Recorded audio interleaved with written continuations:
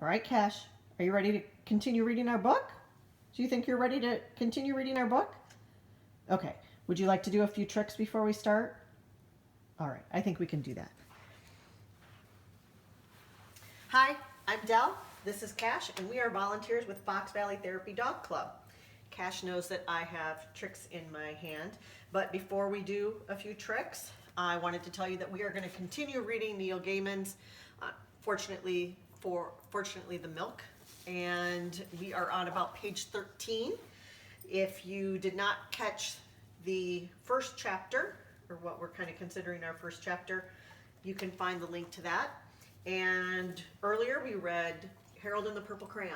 So if you haven't seen that, you can check out that link as well. Cash, again, knows that I have treats, so you're going to have to work for them. You want to work for them? Oh, I think you should. Okay, let's see what you can do for everybody before we start our reading. Okay, can you come up and sit? Oh, that's my boy. Good job. High five? Cashy. High five. Oh, good boy. Thank you very much. Down. Good boy. Can you come back up? Come on, Cash. Sit. Good job. You ready to catch this? 1, 2. Oh, wait. You got to wait. I'm counting to 3. Remember? It's always 1, 2, 3. 1, 2, 3. Good job, buddy. All right, lay down and let's continue reading our book. We have come to your planet from a world very far away, said the people in the disc. I call them people, but they were a bit green and rather globby, and they looked very grumpy indeed. Now, as a representative of your species, we demand that you give us ownership of the whole planet. We are going to remodel it. I jolly well won't, I said. Then, it said, we will bring all your enemies here and have them make you miserable until you agree to sign the planet over to us. I was going to point out to them that I didn't have any enemies when I noticed a large metal door with emergency exit. Do not open for any reason. This means you on it. I opened the door. Don't do that, said a green globby person. You'll let the space-time continuum in. But it was too late. I had already pushed open the door. I jumped. Do you want to see the picture? Yeah.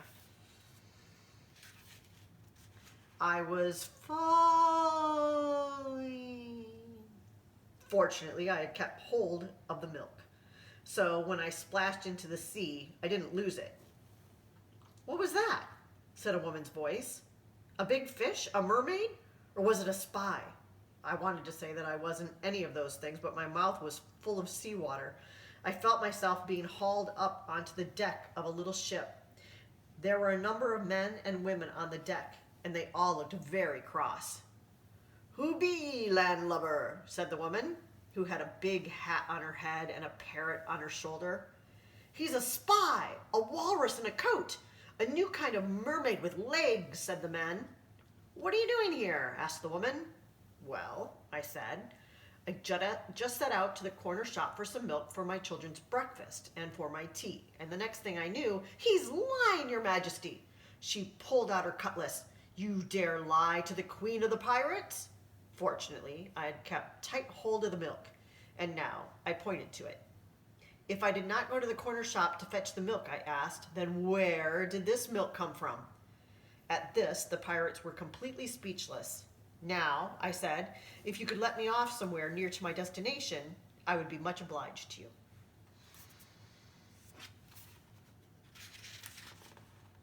And where would that happen to be? Said the queen of the pirates. Oh, the corner of Marshall Road and Fletcher Lane, I said. My children are waiting there for their breakfast. You're on a pirate ship now, my fine bucko, said the pirate queen, and you don't get dropped off anywhere. There are only 2 choices. You can join my pirate crew or refuse to join, and we will slit your cowardly throat, and you will go to the bottom of the sea where you will feed the fishes. What about walking the plank? I asked. Never heard of it, said the pirates. Walking the plank? I said. It's what proper pirates do. Look, I'll show you. Do you have a plank anywhere?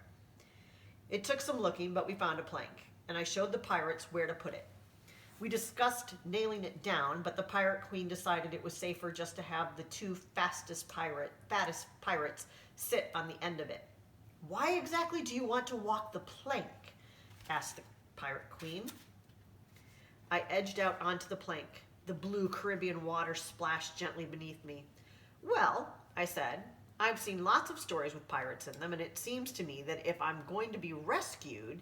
At this, the pirates started to laugh so hard their stomachs wobbled, and the parrot took off into the air in amazement. Rescue, they said. There's no rescue out here. We're in the middle of the sea. Nevertheless, I told them, if you are going to be rescued, it will always be while walking the plank. Which we don't do, said the pirate queen. Here, have a Spanish doubloon, and come join us in our piratical adventures. It's the 18th century, she added, and there's always room for a bright, enthusiastic pirate. I caught the doubloon. I always wish that I could, I told her, but I have children, and they need their breakfast. Then you must die! Walk the plank! I edged out to the end of the plank. Sharks were circling, so were the piranhas. And this was where I interrupted my dad for the first time. Hang on, I said. Piranhas are a freshwater fish. What were they doing in the sea? You're right, said my father. The piranhas were later. Right. So we're going to stop there because our next chapter is long. You ready to take a break, Cash? You're almost asleep again. All right. Join us when we get started again. Sounds like it's getting good.